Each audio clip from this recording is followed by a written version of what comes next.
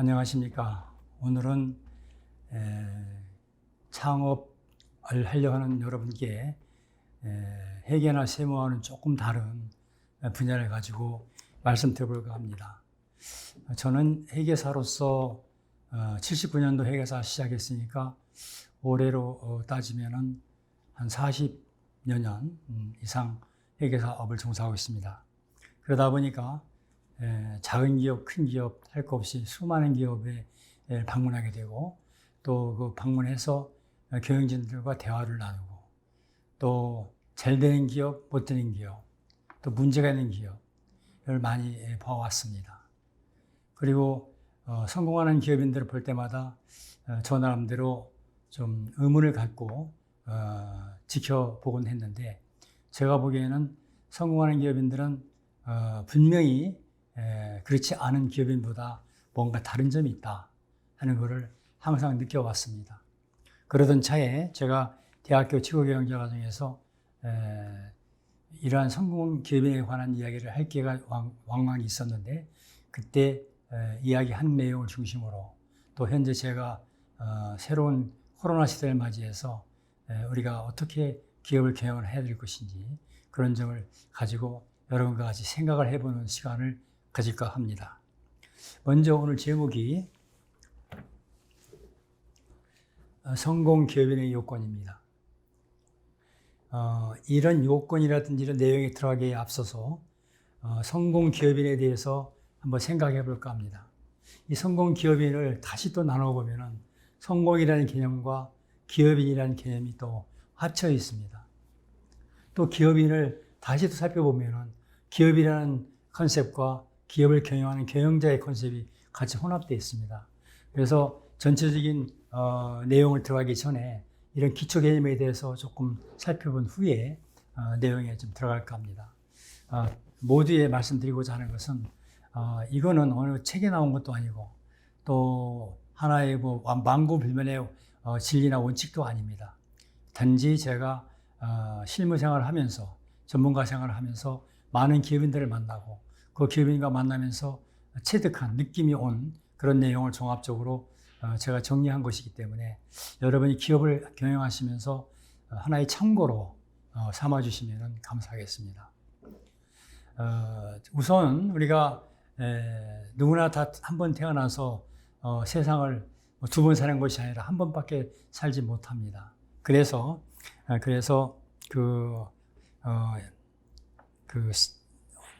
게테나 이런 성인들도 You only live once, 너는 한 번밖에 못 산다, 이런 얘기를 하죠. 그리고 그 양반은 이제 One lives but once in the world, 이 세상에 한 번밖에 못 산다, 이렇게 얘기를 합니다. 한 번이라는 거는 사실 누구나 다 똑같은 기회이고, 이런 기회 속에서 어떤 분은 성공하는 삶을 살고 어떤 사람은 성공하지 못하는 삶을 살게 되는 그런 것입니다. 누구나 다 성공하는 삶을 살고 싶어 하겠죠. 그러나 결과적으로 볼 때는 그렇지 않은 경우가 또 있다는 얘기죠. 그러면 그거를 우리가 어차피 사업을 경영하려고 마음먹으신 분 입장이기 때문에 사업을 통해서 성공하는 삶을 살기 위해서는 어떻게 해야 될 것인가, 어떤 걸 과연 성공이라 하는가 하는 거를 한번 생각해보고 사업을 하시는 분하고 그러지 않은 분하고는 제가 볼 때는 조금 다르리라 봅니다. 그래서 그런 점에서 여러분께서 한번 같이 고민하고 생각해 볼 수 있었으면 감사하겠습니다. 제가 개인적으로 우리가 사업을 하기에 앞서서 우선 개인적으로 사업을 하기 위한 기본 자질이 갖춰져야 된다고 생각합니다. 왜냐하면 기업이라는 어떤 조직체를 만들고 그 기업을 위해서 일을 하기 위해서는 그 사람 만들고 기업을 지휘하는 경영자가 본질적으로 기본 갖춰야 될 성품을 갖추지 못할 경우에는 기업 자체에 문제가 되고, 기업에 문제가 되면은 기업에 몸담고 있는 많은 사람들, 기업과 관련되어 있는 많은 집단들이 더불어서 같이 문제가 되기 때문에 기업을 창업해서 경영하려는 분들은 내가 과연 기업을 경영할 수 있는 사람인가, 또 기업을 만들어도 괜찮은 사람인가, 한 번 정도는 자문자답을 할 필요가 있지 않겠냐.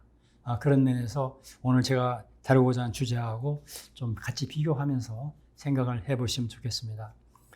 그리고 제가 오늘 이야기를 하고자 하는 성공기업인의 길은 제가 몇 년 전에 쓴 그 성공기업인의 길이라는 책이 있습니다.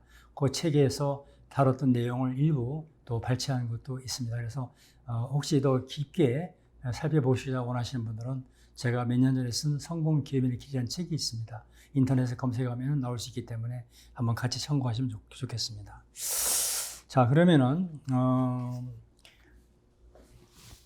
성공기업인의 요건 순서는 CEO로서의 생각해볼 과제, CEO로서 생각해볼 과제. 우리가 기업을 경영하는 입장에서 도대체 뭘 생각해볼 건가 한번 생각해보자. 그 내용을 한번 다뤘고요. 두 번째는 성공의 의미가 과연 뭘 성공이라 하느냐.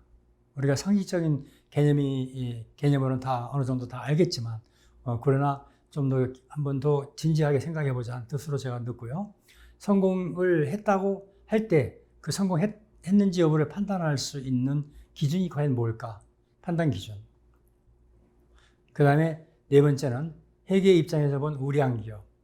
우량 기업은 그 성공 기업이라 볼 수도 있겠는데, 이런 기업을 우리가 추구하지 않습니까? 기업을 경영하는 입장에서 볼 때. 그러면 그 기업이 성공한 기업이다 아니다는 것은 여러 가지 각도로 비춰볼 수가 있습니다. 그러나 저는 회계 전문가로서, 회계 일을 하는 사람으로서 회계 입장에서 본 우량 기업이 뭐냐 하는 것을 참고로 소개를 해드리겠습니다. 그리고 누가 성공 기업인인가, 그걸 한번 몇 분의 경영자를 통해서 한번 살펴보고요. 성공 기업인의 요건, 경영 관련 명언, 회계 관련 명언을 추가로 잠시 소개를 하면서 이 강의를 마칠까 합니다. 자, CEO로서 생각해볼 과제, 첫 번째, 기업의 본질이 무엇이냐? 기업의 본질이 무엇인가? 제가 40대 초에 우리나라 최고의 기업에 가서 초청받아 강의한 기억이 납니다. 40개 이상 회사의 관리본부장들께서 집합되어 가지고 교육받는 장소에 제가 초대를 받아서 강의를 했는데요. 그때 저한테 요청받은 제목이 전략적 원가 개념이었어요. 근데 그날 제가 강의를 해보니까 소위 초일류 기업이라고 자부하는 분들이었기 때문에 전략적 원가 개념을 과연 뭐를 가지고 이분들에게 강의를 할까 저도 상당히 고심을 했었는데 어쨌든 제가 노력해서 열심히 준비해서 갔습니다. 그런데 그때 당시 참석한 42명인가 이 정도에 있는 학생분들이 각 기업의 부사장, 관리 담당 부사장이셨습니다. 그분들에게 제가 강의를 할 때 전략적 원가 개념을 설명을 쭉 하는데 보니까 많은 부분들이 알고 있는 부분이 있는 것 같고 또 실질적으로 회사에 받아들여서 제도화하고 있는 기업도 있어요. 그래서 제가 1시간으로 강의를 좀 빨리 마치고 그 다음 시간에는 제가 강의를 바꿨습니다. 그때 제가 책상에 제가 칠판에 쓴 말하자면 강의 주제가 기업이었습니다. 기업.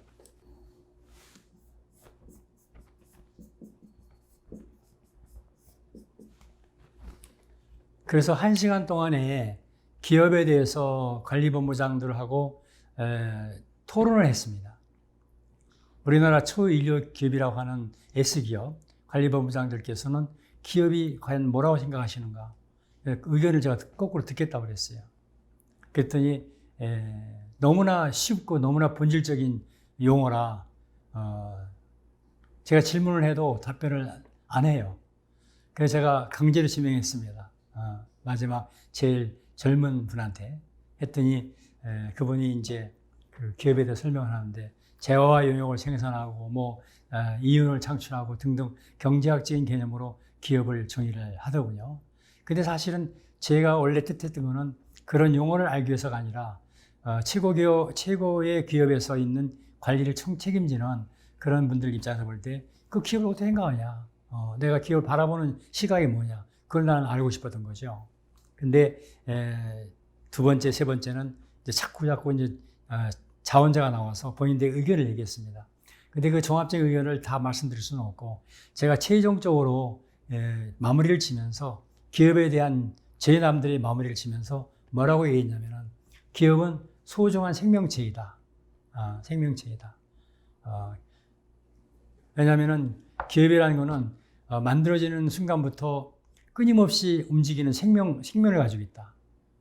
성장하든 아니면 말하자면은 좀 문제가 생긴 기업이 되든 이런 끊임없이 움직이는 활동하는 그런 생명체다. 그리고 기업이 활동한 결과 수많은 이해관계자에게 말하자면은 그 결실을 나눠준다. 기업을 경영한 경영자, 또 종업원들, 그리고 주주, 그리고 또 소비자, 채권자, 은행, 또 세무당국, 사회단체, 기업을 둘러싸인 수많은 사람들에게 그 기업이 창출한 가치를 나눠준다는 거죠. 그래, 그 기업에 말하자면 기업의 생계를 유지하고 기업을 통하여 삶을 유지하는 그런 집단들에게 많이 나눠줄 수 있는 그런 소중한 생명체다. 따라서 큰 기업에 있는 분은 큰 기업에 있는 분대로, 작은 기업에 있는 분은 작은 기업에 있는 분대로 기업의 생명성을 소중하게 생각해라. 그리고 기업에 경영하는 경영자분도, 또 기업 안에서 머문다고 있는 종업원도, 또 기업 밖에서 기업을 지원하는 우리 같은 사람들도 기업의 생명성을, 소중한 생명성을 인정해야 본인들이 기업을 대하는 마음가짐이 달라진다. 이런 얘기를 제가 했습니다. 마무리를 지면서.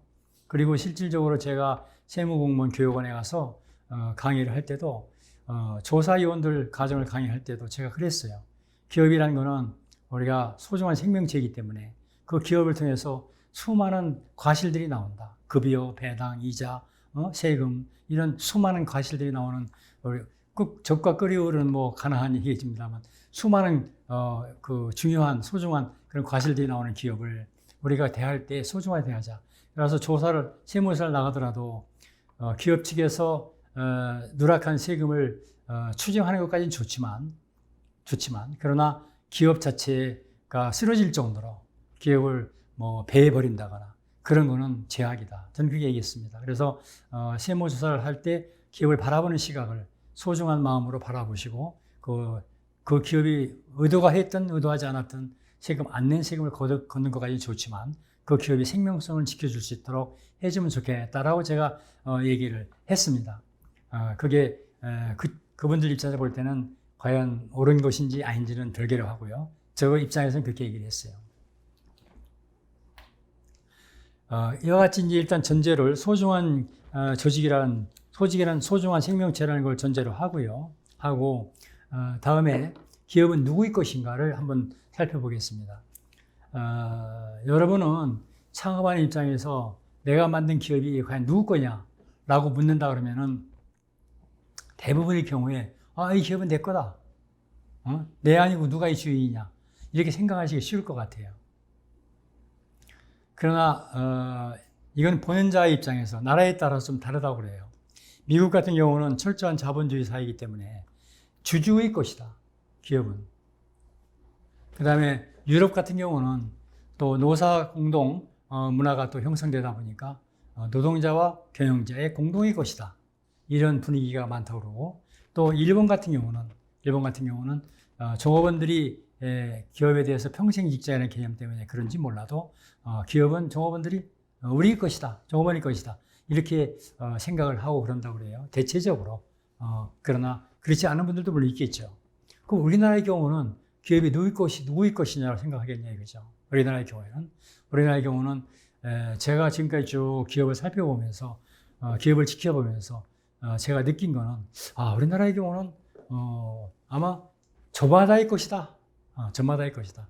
경영자는 경영자대로, 주주는 주주대로, 종업원은 종업원대로 내 것이다. 또는 은행에서 대출을 많이 해준 은행은 기업이 쓰러지면 자기도 쓰러지니까 기업은 내 것이다. 우리 것이다. 라는 개념이 강하게 있는 것 같다. 그러다 보니까 좋을 수도 있지만 반대로 이해관계자가 서로 첨예하게 대립돼가지고 기업이 흔들리는, 기업에 문제가 생기는 경우들이 왕왕 있다. 예를 들어서 노사 분기만 해도 그래요. 노사 분기만 해도 기업이라는 소중한 생명성을 살리는 방향으로 노사 운동을 하면 참 바람직할 텐데 생명성은 제쳐놓고 말하자면 경영자와 노동자 간의 어떤 그 다툼, 뭐 서로 협상의 실패, 협상 과정, 투쟁 과정 이런 걸 통해서 기업이 멍들거나 또는 때로 심각한 타격을 받는 경우를 제가 실무에서 경험을 하다 보니까 그런 안타까운 생각이 들었습니다. 그래서 우리나라의 경우는 그러나 결론적으로 우리나라의 경우는 이해관계자들이 각자의 입장에서 볼 때 내 것이다라고 생각하는 경향이 높은 것 같다. 저는 이렇게 생각을 합니다. 그래서 여러분이 기업을 만들고 앞으로 기업을 경영하실 때 과연 이 기업은 누구 거냐 하고 한 번 정도 생각해 보시고 물론 내 것이다라는 그런 생각이 지배적이겠지만 그러나 이 기업은 내 것이기도 하지만 이 기업에 관련된 모든 사람들의 공통의 어떤 그 여러 가지 이해관계를 담고 있는 조직이기 때문에 다른 사람들도 역시 그 일종의 어떠한 부분이긴 하겠지만 주인일 수 있다 하는 생각을 가지고 공적인 개념에서 기업을 잘 관리할 필요가 있지 않겠냐 이런 생각도 해봅니다. 세 번째는 기업과 장사꾼이라는 그런 개념을 가지고 한번 살펴보겠습니다. 기업과 장사꾼 이게 어떤 차이가 있을까? 기업과 장사꾼. 저는 여러 가지 각도로 이 얘기를 설명할 수 있겠지만 한마디로 얘기한다면 기업의 사회적 책임을 느끼고 이 사회적 책임 하에 기업을 경영하는 분들은 기업가라고 볼 수 있지만 그게 아니고 이거는 뭐 문제가 안 된다. 나는 돈만 벌면 된다. 예를 들어서 그런 개념으로 기업을 경영하는 분이 있다면 그분은 장사꾼에 불과하지 않지 않냐. 많은 돈을 기업이 성장하고 안 하고를 떠나서 그렇게 운영이 된다 그러면은 결과적으로 기업가와 장사꾼의 차이가 있을 수 있다. 그래서 사회적 책임을 느끼고 기업을 경영하는 그런 경영자가 됐으면 좋겠습니다. 여기서 이건 뭐 좀 다른 개념이긴 합니다만 우리나라에서의 기업인하고 서양에서는 이걸 비즈니스 맨이라고 이렇게 얘기를 하는데요. 이 양자의 개념이 비슷하기도 하지만 또한 약간의 그 뉘앙스가 다른 점이 있습니다. 기업인은 우리가 이호영 교수의 말씀을 빌린다면은 멈출 자 있잖아요. 사람이 멈춰서서 미래의 앞날의 그 업을 계획한다. 뭐 이런 의미라고 그래요. 멈춰서 멀리 내다보면서 어떤 계획을 하는. 그러니까 쉽게 말하면은 기업인의 어떤 개념 속에는 잠시 멈춰서서 미래를 바라보는 앞날을 계획하는 그런 개념이 들어있고 비즈니스맨이라는 것은 이런 개념과 달리 바쁘다는 의미가 있죠. 비지. 바쁜 사람. 어떻게 보면 이런 의미가 있기 때문에 서양과 동양, 우리나라와 서양과의 개념 차이는 좀 있다는 거죠. 그래서 저는 개인적으로 비즈니스맨보다는 기업이라는 개념을 좋아합니다. 제가 그 골프장에 가서 골프를 치면서 경영자들하고 대화를 해보면은 어떤 경영자는 골프장에 일주일에 한 번, 세 번, 네 번 이렇게 나오는 분들도 있어요. 객관적으로 볼 때는, 상식적으로 볼 때는 저렇게 골프장에 많이 나오기 때문에 기업 경영을 잘 못하지 않겠냐 이런 생각을 하기가 쉬운데 의외로 그렇게 많이 현장에 골프장에 나와서 운동하는 분 중에 의외로 기업이 잘 되는 분들이 계십니다. 또 어떤 때는 어떤 기업에 가보면 경영자가 아침부터 저녁 때까지 또는 밤새면서 일을 하는 분이 계세요. 종업원들과 같이 열심히 노력하는데도 그 기업이 예를 들면은 자금이 부족하다든가 뭐 종업원이 속을 새긴다든가 여러 가지 이유 때문에 기업이 힘들어하는 기업들도 또 있습니다. 그러면은 과연 어떤 그 둘 양자의 차이가 뭘까? 제가 볼 때는 기업인이라는 속성 속에는 현장에서 바삐 일하는 그런 기업인보다는 현장을 잠시 벗어나서 그 기업의 앞날을 길게 내다보고 그 기업이 가야 할 방향을 판단해 볼 수 있는 시간적 여유가 있는 그런 경영자가 그런 기업인이 보다 더 바람직한 기업인이 아닌가 이렇게 생각합니다. 기업인의 역할이 다르다는 거죠. 현장에서 일을 하는 일반 직원들하고 기업인은 역할이 다르다. 그러나 창업 초기에는 이런 구분하기가 쉽지는 않을 겁니다.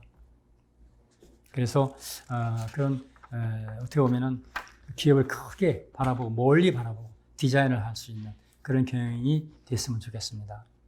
그리고 다음에는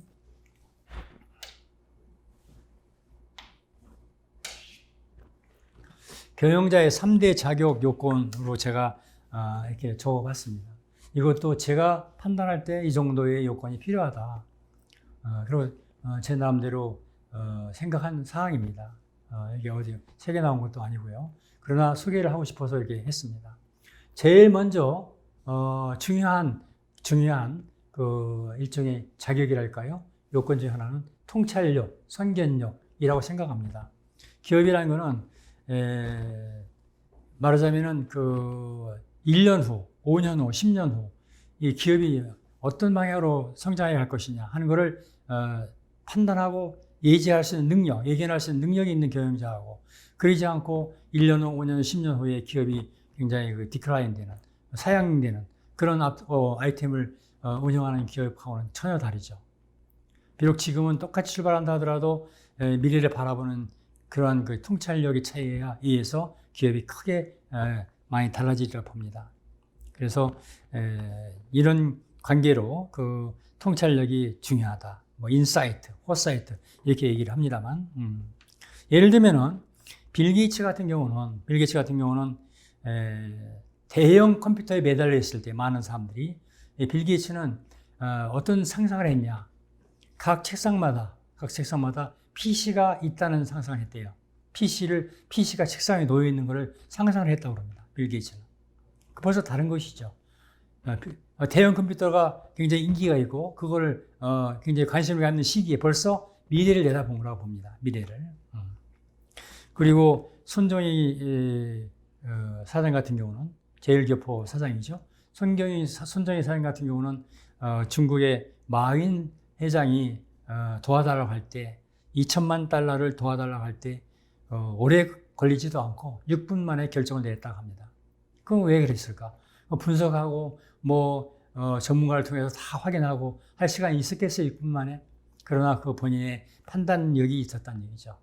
통찰력 내지 예견력이 있었기 때문에 마윈이 운영한 알리바바 거기에 2천만 달러를 6분 만에 투자 결정을 했고 실질적으로 그런 의미에서 큰 성공을 거둔 것이죠. 왜냐하면 알리바바의 대주주가 손정희씨니까요. 그래서 이런 통찰력, 선견력이 참 중요하다. 아까 말씀드렸던 밤새워서 일을 했는데도 회사가 어려운 회사. 그건 그 사장은 성실한 건 있지만 통찰력이 부족한 사장이 아니냐. 이런 생각을 해봅니다. 두 번째는 결단력입니다. 결단력. 리자가 L이나 R이죠. 리스크 테이킹. 리스크를 과감하게 말하자면 부담하는 결단력이 필요하다. 기업이라는 것은 리스크를 전제로 합니다. 어떤 기업이든지 큰 거냐 작은 거냐 이 차이가 있을 뿐이지 어떤 기업이든지 리스크가 있다. 그 리스크를 과감하게 감수하는 테이크하는 그러한 결단력이 있는 경우에는 기업인의 자질이 있다고 보지만 그런지 않을 경우에는 일단은 기업인의 자질이 없는 것이다. 근데 그 결단력도 그냥 있는 게 아니고요. 타이밍이 중요한 거죠. 타이밍. 예를 들어서 새도 달궈졌을 때 때려야 되듯이 어떤 타이밍이 중요한 겁니다. 아무리 좋은 생각이 났다 하더라도 그 타이밍에 맞춰 결단을 하지 않으면 그건 결과적으로 아무런 의미가 없는 것이 되는 것입니다. 그래서 결단력이 필요하다. 적절한 결심도 필요하고 그리고 마지막으로 리더십은 리커트라는 분 학자는 이렇게 얘기합니다. 리더십은 LFS 이렇게 합니다. 리더와 L은 리더고요. F는 폴로워, 추종자, 종업을 얘기하겠죠. S는 시츄에이션입니다. 이런 세 가지가 종합적으로 이렇게 어우러져 가지고 형성되는 게 리더십이다. 그래서 요즘 제가 예전에 75년대 제가 군대를 갔는데요. 장교, 광주의 보병학교 거기에 이제 제가 입소를 했는데 보병학교 구호가 뭐냐? 활라움이에요. 활라움이.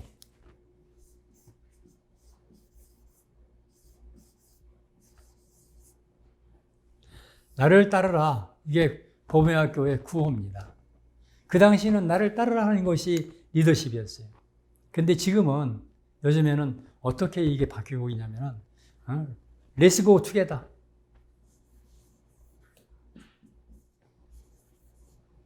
같이 가자. 리더십이 이렇게 변화되고 있습니다.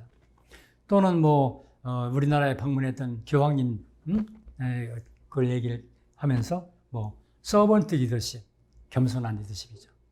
이런 리더십이 요즘은 얘기가 되고 있습니다. 그래서 리더십도 시대에 따라서 좀 달리 되긴 합니다만, 어쨌든, 그런 말씀을 드리고요. 그래서 경영자의 3대 자격 요건 중에서 통찰력, 결단력, 리더십이 있는 분 같으면은 기업을 만들고 성공할 수 있는 가능성이 높다 이렇게 저는 생각합니다. 기업을 시작하기 전에 내가 과연 이 정도의 기준에 봤을 때 어느 정도 말하자면 부합한가 한번 생각해 보는 것도 좋지 않을까 생각합니다. 그리고 회계는 사실이냐? 이거는 회계 시절에 제가 말씀을 드린 회계 세무 강좌할 때 말씀을 드렸습니다만 사실일 수도 있고 또 사실이면서 동시에 좀 달리 결과가 도출될 수 있다 그런 말씀 드렸죠. 왜냐하면 회계는 사실을 보고 회계 추적하는 거지만 그걸 보는 사람의 판단이 있단 말이죠. 회계 담당자의 판단. 또 그 나라마다 관행이 있습니다. 소위 말하면 회계에서 얘기할 때 일반적으로 인정된 기업 회계 기준. 그걸 영어로 얘기하면 Generally Accepted Accounting Principle 이렇게 얘기하는데 그 기준이 나라마다 달라요. 그러면은 그 기준에 따라서 회계의 모습이 달리 나타나죠. 그래서 회계는 100% 사실이냐 할 때 그러지 않은 부분도 있다. 이렇게 말씀을 드립니다. 그 다음에 여기서 또 이런 개념을 회계적인 측면에서 좀 알고 계시면 좋을 것 같아서 참고로 말씀드렸습니다. 이익과 수익은 다른 개념입니다. 수익은 우리가 보통 용어를 설명할 때 수익은 그로스 개념, 그로스. 예를 들면 매출액 같이 총체적인 개념을 얘기하고 이익은 이 매출에서 관련된 비용이 차감된 순수한 네트 개념이라고 얘기합니다. 네트 개념. 그래서 수익과 이익은 다른 개념이고 현금, 그러니까 현금하고 이게 이익하고는 또 다르다 이거죠. 그래서 이거를 판단을 잘 못하면은 흑자도산의 문제가 나올 수가 있어요. 흑자도산은 이익은 많이 나는데 현금이 없는 거예요. 그래서 도산이 되는 겁니다. 흑자도산. 그래서 경영자들이 우리 기업에 이익이 많이 난다고 좋아할 게 아니라 기업이 안정되게 운영되려면은 유동성도 안정적으로 있어야 된다. 그런 얘기죠. 그 다음에 부정은 과연 직원의 책임인가? 이것도 제가 회계 세무 갈 시간에 제가 말씀드렸습니다만 직원이 불성실하고 자질이 나쁜 것도 있겠지만 그러나 경영자의 책임도 크다. 왜냐하면 직원으로 하여금 부정을 저지를 수 있는 환경에 놓이게 만든 그 어떤 그 조직을 시스템을 설계하고 운영한 경영자의 책임이 보다 더 크다. 그렇게 저는 얘기를 하고 있는 것입니다. 그리고 이제 여기에서 성공에 관련된 이야기로 들어가도록 하겠습니다. 지금까지는 기업, 그 다음에 기업 경영자 이렇게 말씀을 했잖아요. 알아봤잖아요. 이제는 성공의 개념에 대해서 살펴보도록 하겠습니다. 찰스 핸디라는 영국 철학자는 이렇게 얘기를 합니다. 미래의 성공의 최대 적은 오늘의 성공이다. 이렇게 얘기를 합니다. 또 어떤 분은 성공의 순간 실패의 뿌리가 내린다. 이렇게 얘기도 합니다. 그러니까 성공과 실패는 어떻게 보면 반대 개념 같기도 하지만 서로 연결되어 있다 이거죠. 성공한 순간 겸손하게 성공을 다음에 성공으로 이어가게끔 준비를 하는 분하고 성공해가 됐다고 방만하고 그거를 말하자면 즐기기만 바쁜 그런 경우는 그 순간 실패의 뿌리가 내린다 이런 얘기예요. 그래서 참고로 말씀드리고요. 우리가 성공의 개념을 한번 정리를 해보면 사전적인 정의는 목표하는 바를 이룬다 하는 게 성공이에요. 사전적으로는 the gaining of what is aimed. 목표하는 바를 이룬다는 거죠. 부, 출세, 명예, 경. 사람마다 다를 거예요. 나는 부, 나는 출세, 나는 전부 이렇게 얘기하는 사람도 있겠죠. 어쨌든 이걸 이루는 게 성공이라고 보는 것입니다. 나의 목표. 나는 이제 어떤 걸 목표 삼을 것이냐. 내가 창업을 한 경영자고 창업을 하는 사람이다 할 때 나의 목표는 뭐냐. 여러 가지 있겠지만 그 중에 중요한 것 중에 하나는 내가 창업하려는 기업이 훌륭한 기업, 우량한 기업이 되는 게 성공의 목표가 되겠죠. 그죠? 그래서 이러한 개념에 대해서 한번 생각해 보고 사업을 경영을 하고 시작을 한 경우에는 결과가 좀 달라지지 않겠나 이런 말씀을 드리는 겁니다. 또 성공 관련해서 위곽이란 중국 진나라 장수는 안고의사, 편안할 때 말하자면 위험을 생각하자 뭐 이런 얘기죠. 그러니까 그 미래를 대비하자 그렇게 얘기할 수 있겠어요. 그리고 여기에 또 개인적 성공, 사회적 성공 이런 얘기를 했는데 이건 제가 볼 때 이렇게 구분하는 것도 좋지 않겠나 싶어가지고 구분해 봤습니다. 개인적 성공은 주관적 성공이에요. 내 입장에서 내가 성공했다 생각하는 게 개인적 성공이고 사회적 성공은 당신이 성공했다라고 인정하는 성공이 되겠죠. 외부에서 객관적으로 볼 때. 그래서 제가 볼 때는 뭐 예전에 공자가 대학에서 이렇게 말씀했죠. 수신제가 지국평천하. 수신제가 우선 개인적 성공이라고 볼 수 있어요. 제가 볼 때 1차적인 성공이라고 볼 수 있습니다. 지구평천하가 결과적으로 사회적 성공이라고 볼 수 있겠죠. 그러니까 개인과 사회, 양쪽 면에서 같이 성공했을 때 균형이 있는 성공이 아니겠나 이런 생각을 해봅니다. 그리고 또 가장 중요한 걸 좀 제가 설명드릴까 합니다. 성공했다 여부를 판단하는 기준이 있습니다. 그거는 이제 저 사람 성공한 사람이야. 저 사람 성공한 기업인이야. 이게 얘기를 할 때 과연 뭘로 판단할 것이냐? 기업이 크게 큰 기업이 됐을 때 성공한 기업이라고 할 거냐? 또 다른 어떤 이유, 뭐 그 사람이 사회 봉사를 많이 했을 때 성공한 기업이라고 볼 거냐? 여러 가지 기준이 있겠죠. 그걸 가지고 한번 생각해 보자는 겁니다. 그런데 제가 생각할 때는 공헌도 이게 성공의 기준이 아니겠나. 어떤 분은 장애물의 극복 정도, 또 존경 이렇게 설명을 합니다. 저는 우선 이 두 개 뒤에 나오는 이런 내용도 공감을 합니다만 제가 볼 때는 공헌도가 기업인으로서 성공하는 판단 기준이 되지 않겠나. 이게 제가 생각한 이유는 예를 들어 똑같은 기업인이 있다고 생각해 보면은 예를 들어 A 기업인, B 기업인이 있어요. 근데 A 기업인은 A 기업과 B 기업이 똑같이 매출이 예를 들어서 1조 원이에요.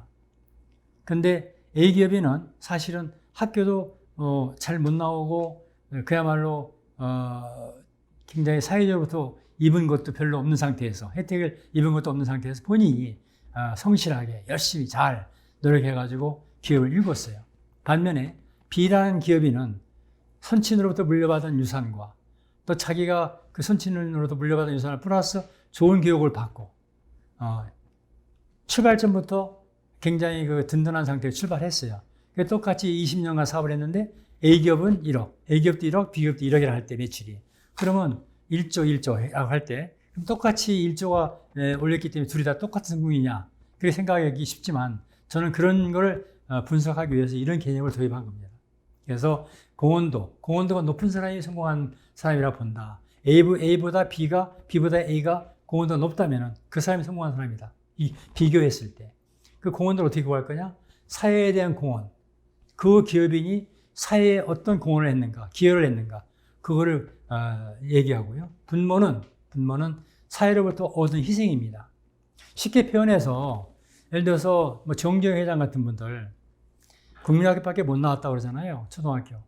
그리고 사회로부터 얻은 게 사실 일반적으로 다 고생을 시키긴 하지만 사회로부터 얻은 어떤 희생보다는 본인이 노력을 하고 본인이 뭐 예를 들면은 지혜를 가지고 이렇게 해서 그 기업을 크게 일궜습니다.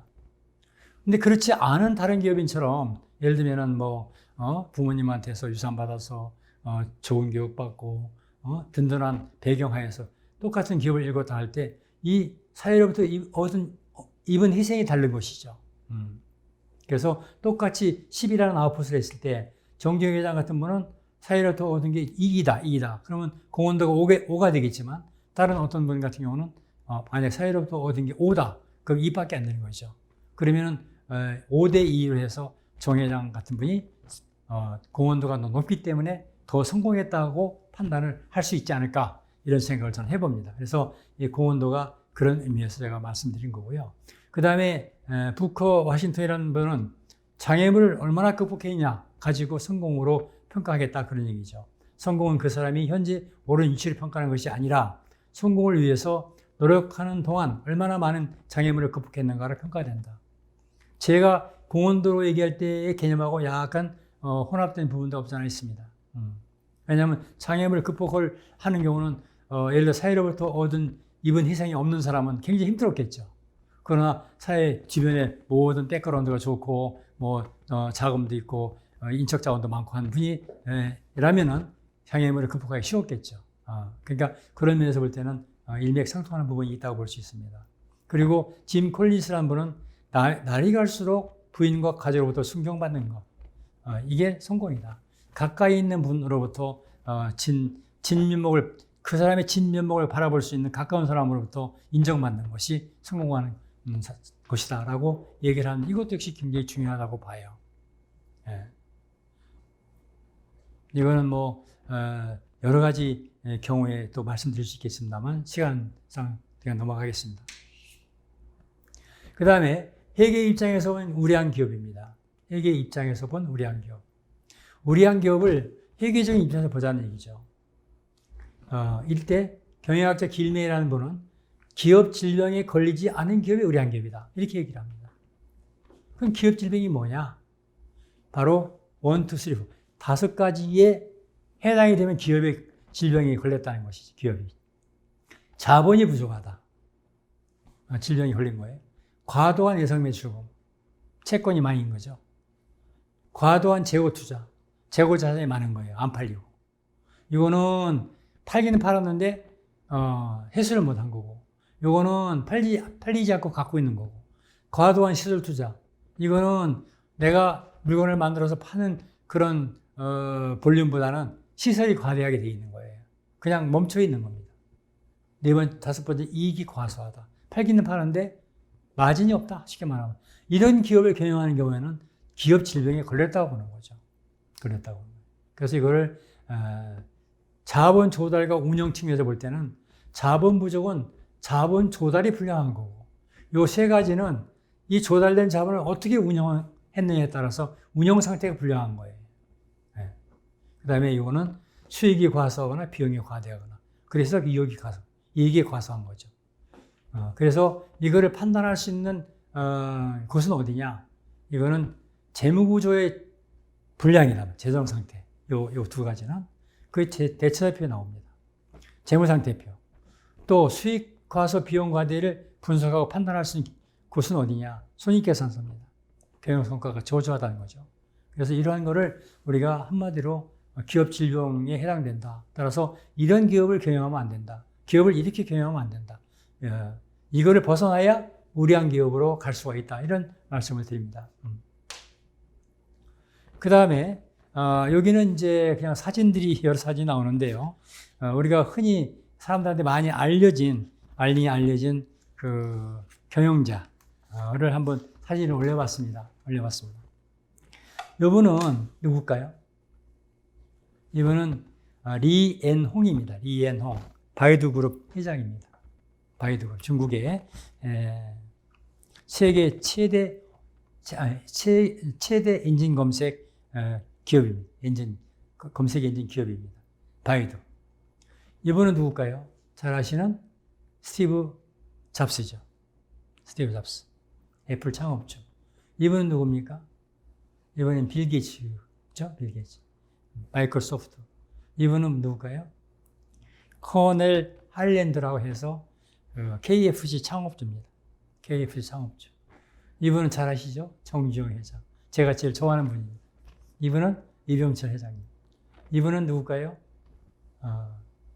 이분하고 점심 먹으려면 수많은 돈을 내야 할 오랜 버핏입니다. 버크셔 해서웨이 회장입니다. 이분은 누굴까요? 이분은 요즘 좋아하시는 커피 마시러 많이 가실 때 가는 곳입니다. 하워드 슐츠입니다. 스타벅스 회장입니다.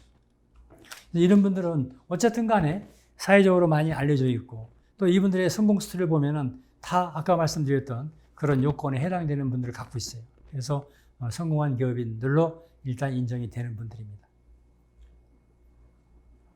그래서 다시 이제 오늘 주제 성공 기업인에 대해서 정리를 하겠습니다. 성공 기업인은 어떤 요건을 갖고 있는 기업인이냐? 첫째, 기업을 통하여, 그거는 기업을 통해서 사회적 책임에 기여를 한다는 것이죠. 사회적 책임 가지고. 두 번째, 기업과 함께 우량 기업으로 성장을 한다 이거죠. 기업과 함께.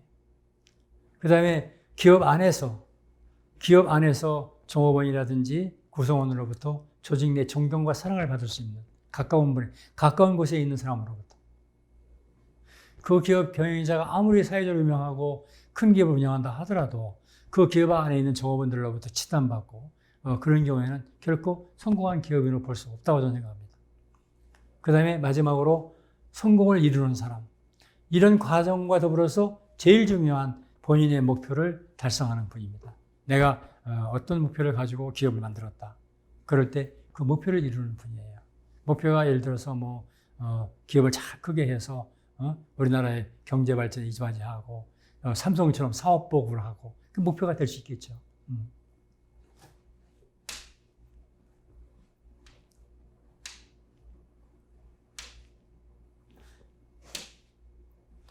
자, 이거는 마지막으로 경영 관련 명언을 제가 몇 가지 소개를 해드리겠습니다. 제가 좋아하는 거예요.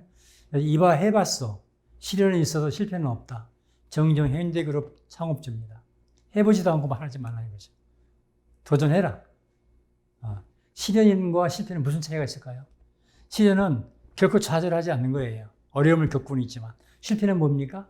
이거는 포기하거나 날았다가 떨어지는 거죠. 그러지 않는다 이 사람. 아무리 자기가 실패 순간에 와도 실패를 생각하지 않고 시련을 생각하는 거예요. 사업은 사업가의 머리만큼 된다. 그건 그 사업가가 어느 정도 구상을 가지고 디자인하에 따라서 그 사업은 그렇게 변한다 이거죠. 그리고 항구의 정박하에 있는 배는 안전하다. 그러나 배는 항구에 묶어두려고 만든 것이 아니다. 이게 손정혜 회장, 소프트뱅크 회장의 말입니다. 그렇죠? 참 좋은 말이죠. 이건 굉장히 모험을 말하자면 도전을 하는, 출발을 하는, 액션을 하는 그런 걸 강조하는 것 같아요. 열정은 성공의 열쇠이고 나눔은 성공의 완성이다. 이것도 참 귀중한 말입니다. 열정을 가져서 성공을 하고 그 성공한 거는 나눌 때 완성이 이루어진다. 나누지 않고 그냥 가지고 있다가 어느 날 세상을 떠나면은 그 사람은 성공한 기업으로 보지를 않는다는 얘기죠. 그 다음에 기업은 소중한 생명체다. 제 이름 썼습니다. 이와 같이 경영 관련 용어를 제가 설명해 드렸고요. 그 다음에 마지막으로 회계에 관련된 명언 몇 가지를 설명해 드리겠습니다. 워런 버핏, 조금 전에 나왔었죠? 이분은 어떤 사람은 플레이보이를 읽지만 나는 재무제표를 읽는다. 이분이 그렇게 해서 어쨌든 그 투자를 해가지고 큰 돈을 버신 분이잖아요. 그리고 회계와 재무제표를 모르고 어떻게 사업을 한단 말인가. 회계장부를 볼 줄 모르는 경영자는 경영할 자격이 없다. 이게 이나모리 일본 교세라 그룹 회장이 이분이 얘기하는 것입니다. 그러니까 경영자가 되려면은 경영자 자격을 갖추려면은 회계장부를 볼 줄 알아야 된다는 거죠. 그래서 오늘 이 말씀을 마지막으로 제 강의를 마치겠는데요. 제가 앞서 했던 창업자가 알아야 할 회계 세무 문제를 가급적이면은 전문가가 아닌 회계나 세무 문제를 잘 경험을 하지 않은 분들을 위해서 초보적인 기초적인 용어를 통해서 제가 설명을 드렸기 때문에 다소 좀 쉬울지 모르겠습니다만 앞으로 경영을 하시면서 좀 더 하나하나 더 깊게 연구하시기 바라고요. 마지막으로 성공 기업인의 꿈을 이루시기를 바라겠습니다. 마치겠습니다.